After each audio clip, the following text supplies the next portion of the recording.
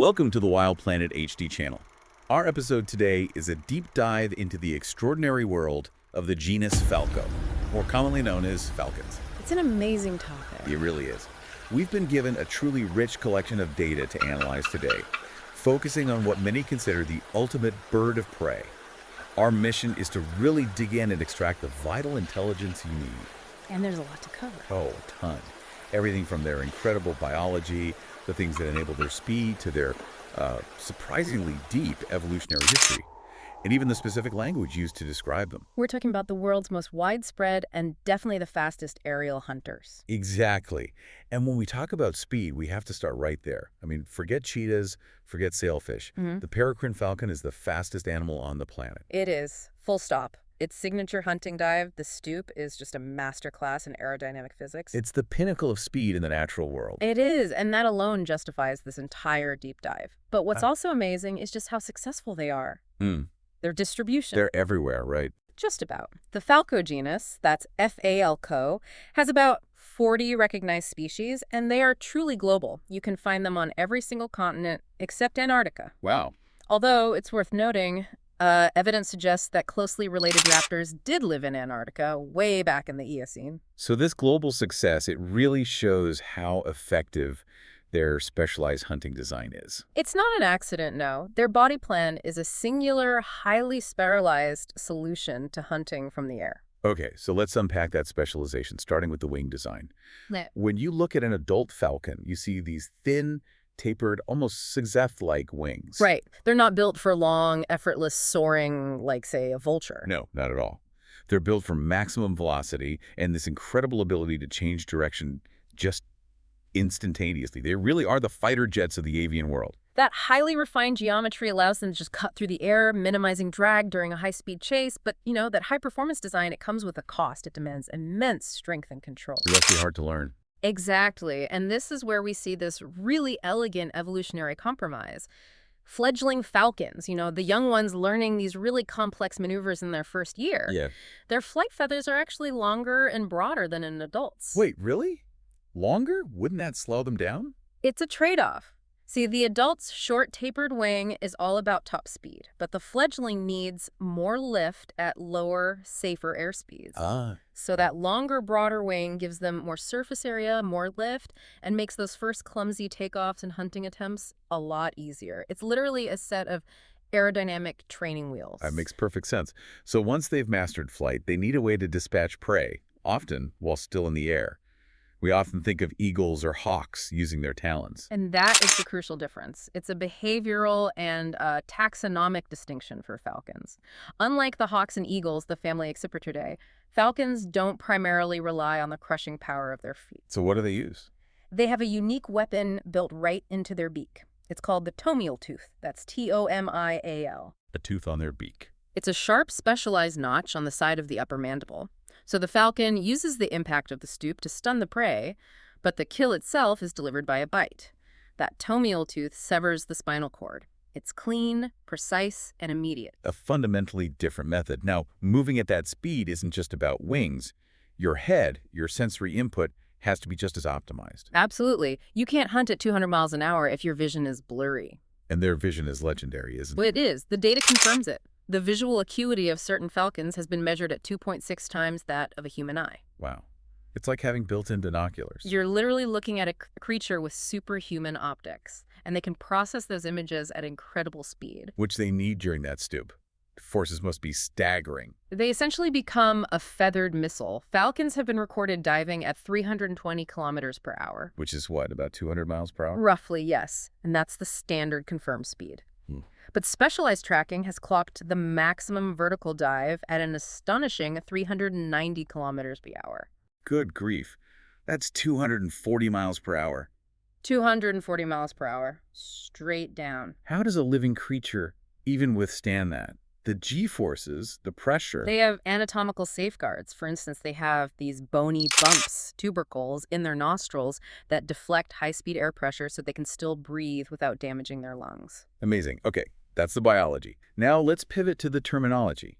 Because when you talk about these birds, knowing the informal names in the historical language, it really adds another layer. It does. The genus Falco is often divided into common categories. Like hobbies. Exactly. We hear the term hobbies. These are small falcons, like the Eurasian hobby, and they're defined by these really long, narrow wings, makes them incredibly agile hunters of insects or small birds. And then you have the kestrels, probably the most famous, the ones people see hovering over fields. Right, and that's their defining trait, hovering. They trade that peregrine top speed for the ability to stay stationary, scanning the ground for rodents or insects. Another key feature of the genus is sexual dimorphism, the physical differences between males and females. Right, and in falcons, it's reversed sexual dimorphism. The female is almost always noticeably larger than the male. And that's not just a random detail, is it? There's a reason for that. A huge ecological advantage. So what is that this size difference lets the pair hunt a wider range of prey. The smaller, more agile male might go after swifts, while the larger female can take down a duck. So they don't compete with each other. Exactly. It expands the menu for their offspring. And that size difference across the genus is huge. On the high end, you have the gerfalcon, that's J-E-R falcon. The largest falcon. It can be up to 65 centimeters or 26 inches long, a massive bird. And on the other end? The tiny pygmy falcon. Just 20 centimeters or about 7.9 inches. That's an incredible range. Yeah. And the size difference is actually embedded in the historical language of falconry, isn't it? It is. Which brings us to the term tercel or tiercel, the traditional name for a male falcon. Right. And I've heard two stories for where that word comes from. One is from the Latin tertius, for third, because people believed only 1 in 3 eggs hatched male. That's one theory, yeah. But the more widely accepted one links it directly to the dimorphism we just talked about. That the male is about 1/3 smaller than the female. Precisely. It's working biological knowledge baked right into the language hundreds of years ago. And one more for anyone who wants to speak the language. Ayais. Or ayas, yes. That's a falcon chick, especially one reared for falconry while it's still in its downy nestling stage. Okay, so we've established they're specialized, they're fast, they're everywhere.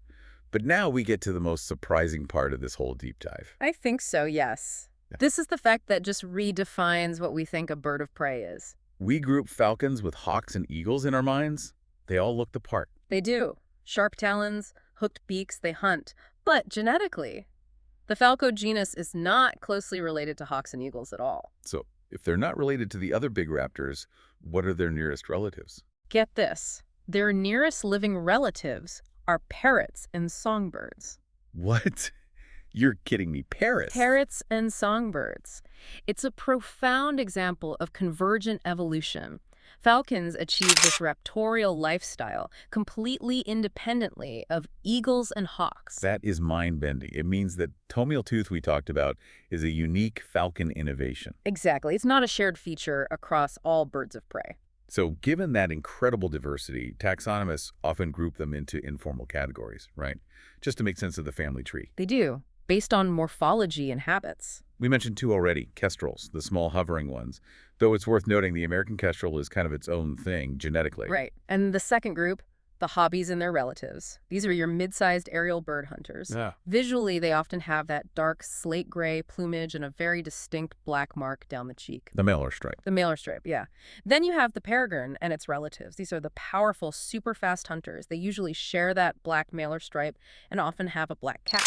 And their undersides usually have that crisp, horizontal barring. That's a key visual marker. Which brings us to the last group, the hierofalcons. H-I-E-R-O falcons.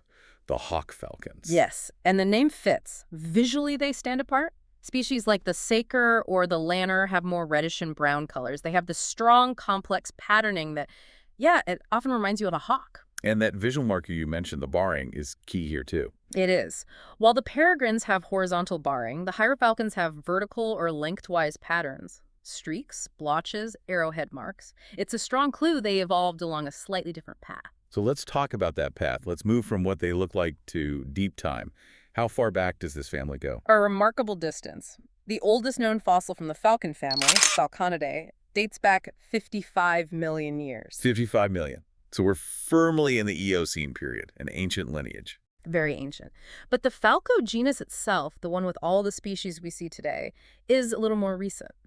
The oldest fossils we can confidently say are modern falco are from the late Miocene, less than 10 million years ago. And once it got started, The diversification was fast. Extremely fast.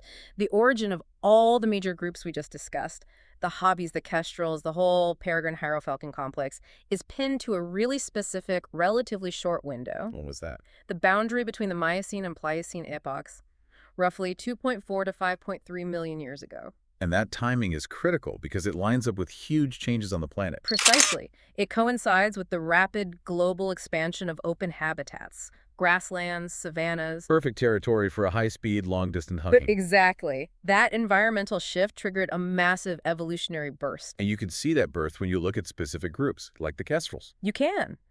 Molecular studies show that the Meller-striped kestrels split from their relatives about 2 to 2.5 million years ago, likely originating in the expanding grasslands of tropical East Africa.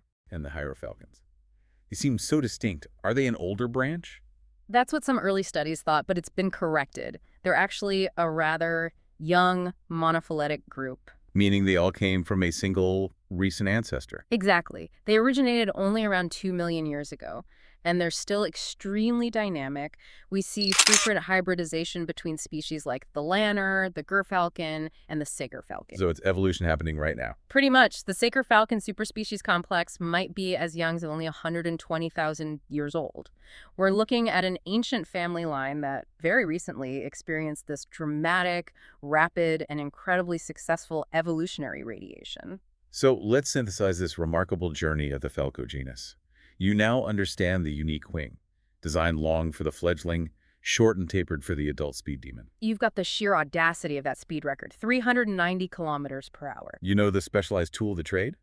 That tomial tooth for a surgical kill, which instantly separates them from eagles. And, of course, the biggest revelation. That this elite hunter is related not to other raptors, but to parrots and songbirds. If we connect this back to the beginning, it forces us to reconsider what success looks like in evolution. We talked about the huge range in size, from the massive gerfalcon down to the tiny pygmy falcon. Yeah, huge difference. But despite that massive differential, they all share that singular evolutionary blueprint: speed, precision, and the tomial tooth. This incredible diversity all arose from that spectacular evolutionary burst just 2 to 5 million years ago. Driven by a changing planet. Exactly. The fact that the smallest and largest members of this genus descended from such a recent dramatic event just highlights the powerful and adaptable nature of this entire lineage. I hope you enjoyed our episode, and see you in another video.